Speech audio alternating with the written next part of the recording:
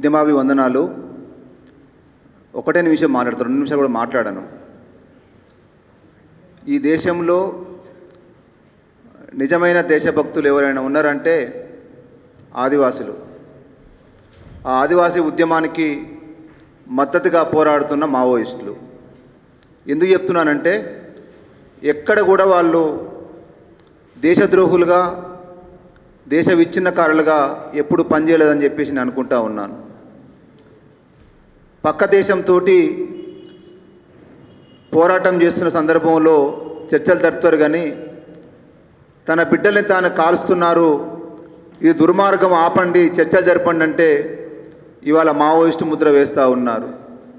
ఇవాళ నిజమైన అహింసావాదులు ఎవరంటే మావోయిస్టులు, ఆదివాసులు. ఇవాళ నిజమైన హింసాకారులు ఎవరంటే పాలకులు, ఈ దేశ కంపెనీల యజమానులుగా తొత్తులుగా ఉన్నటువంటి పాలకులు. కనుక ఈ 2 విషయాలు నేను చెప్పదలుచుకున్నా. 2014 ముందు ఇక్కడ ఉన్నటువంటి ఈ కొద్దిమందే ఇట్లాంటి ఒక సమూహమే తెలంగాణ ఉద్యమాన్ని ఒక దిశానిర్దేశాన్ని చేసి తెలంగాణ రాష్ట్ర ఏర్పాటుకు వేదికగా ఈ న్యూ సెమినార్ హాలు ఉపయోగపడింది.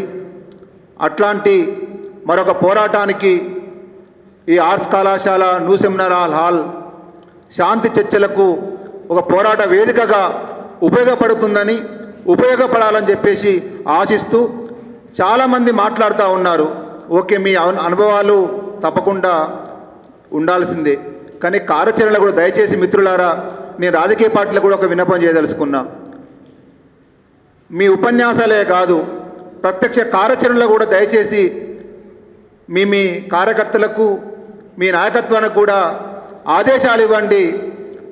గల్లీ నుంచి ఢిల్లీ దాకా ఎట్లయితే తెలంగాణ ఉద్యమాన్ని ఉవ్వెత్తున ఎట్లయితే మనం తెలిసినామో అట్లనే ఇవాళ ప్రజలతోటి, ఆదివాసులతోటి, ఆదివాసుల పక్షాన కొట్లాడుతున్నటువంటి మావోయిస్టులతోటి శాంతి చర్చలు జరిపే విధంగా ఒక పోరాట రూపాన్ని ఇవ్వాల్సిందిగా ఆ వేదిక దానికి పనిచేస్తుందని చెప్పేసి భావిస్తూ, ఇప్పటికీ 3 లేఖలు 4 లేఖలు మనం చూస్తూ ఉన్నాం పేపర్లలో. నిన్న అభయ లేఖ కూడా మనం చూసినాం. అయ్యా, మేము శాంతి చర్చలకు సిద్ధమే, మీరు నిజంగా ఆయుధాలు వదిలిపెట్టి రమ్మంటున్నారు, వదిలిపెట్టాలా వద్దా అని కూడా మేము మాట్లాడుకోవాలి కదా. కనీసం కేంద్ర కమిటో లేకపోతే ఉన్నటువంటి కమిటో, కోర్ కమిటో కూర్చున్నటువంటి అవకాశం అన్న మీరు ఇవ్వాలి కదా అని చెప్పేసి చాలా క్లియర్గా వాళ్ళు నిన్న నరేంద్ర మోడీకి రాసినటువంటి లేఖలో చాలా స్పష్టంగా చెప్పడం జరిగింది. ఇప్పటికి కూడా వాళ్ళకి అర్థం కావట్లేదు. ఒక మొండి వైఖరితోటి పెట్టుబడిదారుల కనసన్నల్లో ఇవాళ మొత్తం దండకారాన్ని కూడా ఏరివేసే ప్రయత్నం చేస్తూ ఉన్నది. ఇది కరెక్ట్ పద్ధతి కాదు. తన బిడ్డల్ని తాను చంపుకోవడం అంటే ఇంతకన్నా దుర్మార్గమైనటువంటి చర్య ప్రపంచంలో ఏ దేశంలో కూడా ఉండదన్న విషయాన్ని మరొక్కసారి నేను తెలియజేస్తూ, ఇది ప్రజాస్వామ్య దేశం. ఇవాళ రాజ్యాంగం మీద ప్రమాణం చేసినటువంటి మీళ్ళే రాజ్యాంగాన్ని ఇవాళ ఉల్లంఘించేటువంటి ప్రయత్నం చేయడం ఇది సరైనదిగా కాదన్న విషయాన్ని ఈ సందర్భంగా తెలియజేస్తూ మిత్రులందరికీ మరొకసారి ధన్యవాదాలు తెలియజేస్తూ ముగిస్తూ ఉన్నాను. Thank you.